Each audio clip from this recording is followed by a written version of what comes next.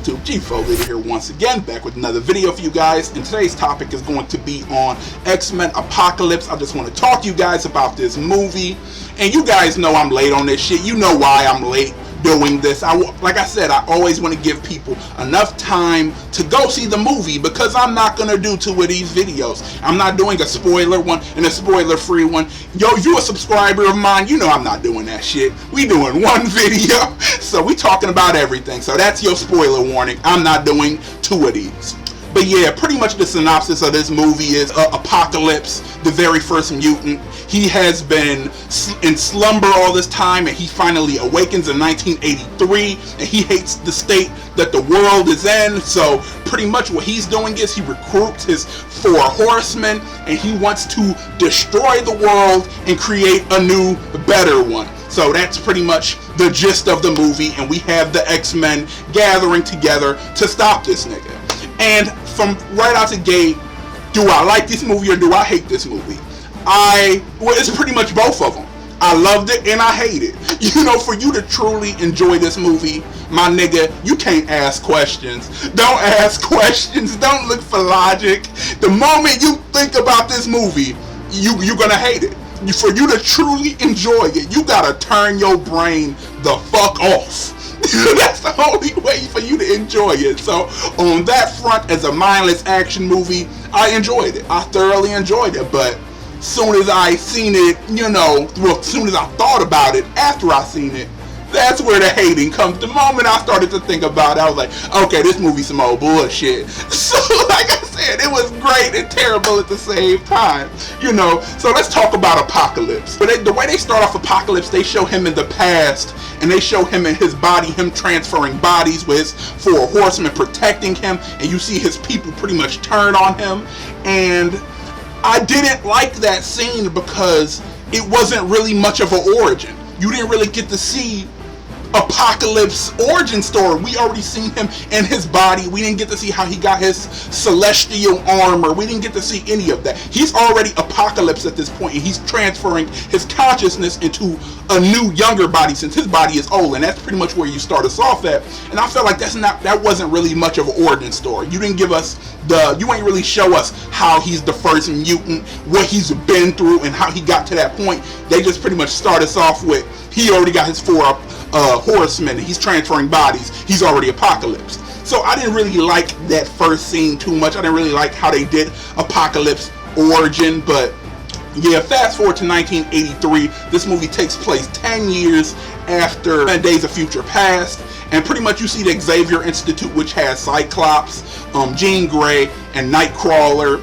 and that's pretty much who they focus on the good side of things. Oh yeah, Mystique too. That's pretty much the good side. And then on Apocalypse side, you have Psylocke, Archangel, Magneto, and Storm. And my biggest gripe about this is because I didn't get a sense of any of these characters. I didn't get a sense of who any of these people really were, the way they glossed over Storm. Storm didn't get a backstory. Psylocke didn't get a backstory. Archangel didn't get a backstory. The only one they really kind of covered, which is weird, was Cyclops. They kind of covered Cyclops, but other than that, nobody else. And I felt like that's what I didn't like about it. I didn't get the chance to connect with any of these characters, yet they chose to explore Magneto even more. In this movie, he's under a different name. He's trying to start his life over, forget about what he did in the last movie. He got a family, he got a wife and daughter and shit like that. But eventually, he get exposed, and you see his motivation for joining Apocalypse, and I'm just kind of like, this nigga is irredeemable. I hate this whole back and forth between Charles and fucking Magneto. I'm getting tired of this shit. Hey, old friend. Hey, I'm like, come on, man.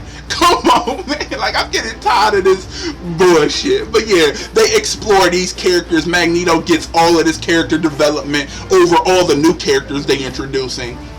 And like I said, I mean, it was interesting to see it, but at the same time, I felt like they wasted an opportunity to go in depth on these other characters. Because I would have loved to see how Storm got there. I would have loved to see Psylocke. I would have loved to see Jean Grey grow up, or see how Nightcrawler, because you know, like the Nightcrawler Mystique connection. I would have loved to see them get developed, but nah, man, they didn't do that shit. We got Magneto. Like, we got Magneto again, but.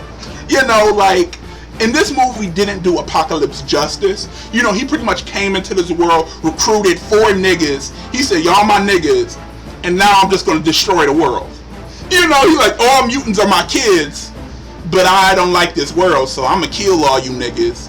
Whoever survived, y'all can roll with me. And I'm just kind of like, that's broad and stupid, you know?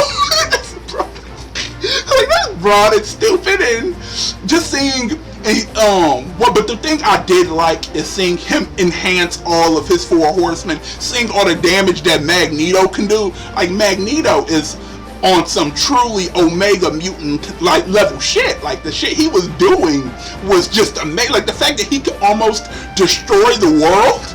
Like, damn, Magneto.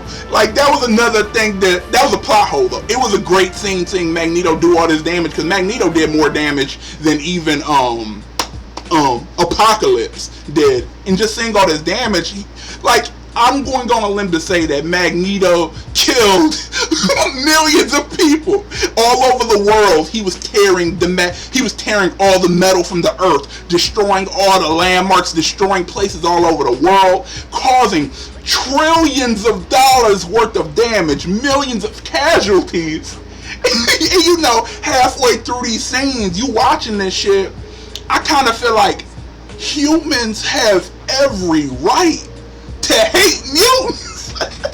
Magneto is every reason they hate mutants. They have every right. Like, if I were to see that shit, I feel like I get why they hate mutants.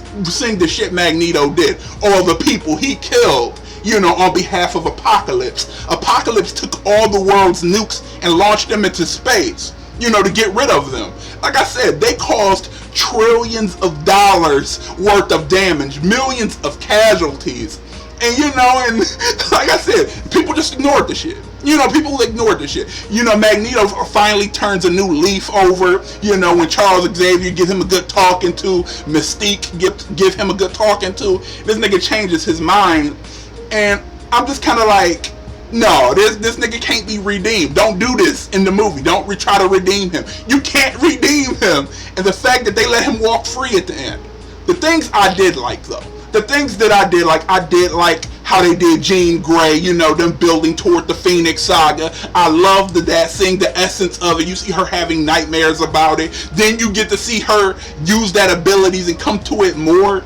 But, you know, I like that. I liked the fight scenes. The fight scenes were pretty damn epic. You know, like I said, I have to give it credit for that. Psylocke versus Beast, Nightcrawler versus Archangel. Like I said, these are pretty dope fight scenes. You know, like I said, as long as you don't think about this movie, you will enjoy it. Like I said, for a mindless action flick, it was nice. I just felt like the movie as a whole lacked character development aside from Magneto. You know, they developed the fuck out of him.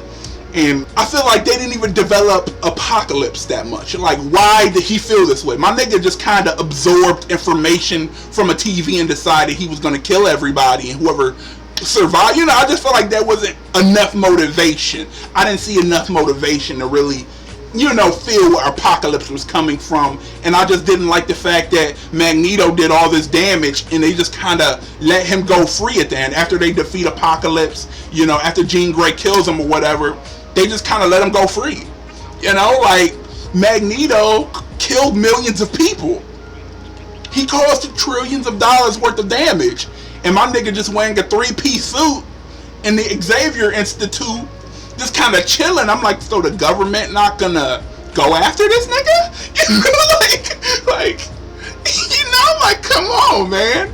Yet in Civil War, these niggas get harassed because the casualties while them trying to save lives. You know, they arresting Captain America and shit. But Magneto in this separate universe can kill millions and walk free? Okay. Alright then. You know, like I said, just don't question it, right? But like I said, overall, with this movie, like I said, no character development. They didn't develop the characters I wanted to see developed, you know, and I didn't really get a sense of why Apocalypse was doing what he was doing. So I felt like they didn't do Apocalypse justice. You know, I felt like he wasn't as menacing or, you know, as imposing as he could have been. So, like I said, all in all, if I had to give it a rating, that shit, I give it a 5 out of 10. A 5 out of 10. You know, I wouldn't go see it in theaters. You know, I'll probably, you know, or if you do, go see that shit in matinee. Pay cheap price. Don't pay no full price for that shit. Visually, it looked nice, and that's about the only thing I can say about it. But anyways, I'm about to get out of here. You guys can hit me down in the comments down below. Tell me your thoughts on X-Men Apocalypse. Did you like it? Did you hate it? G4 Leader here signing off, and thank you guys for watching.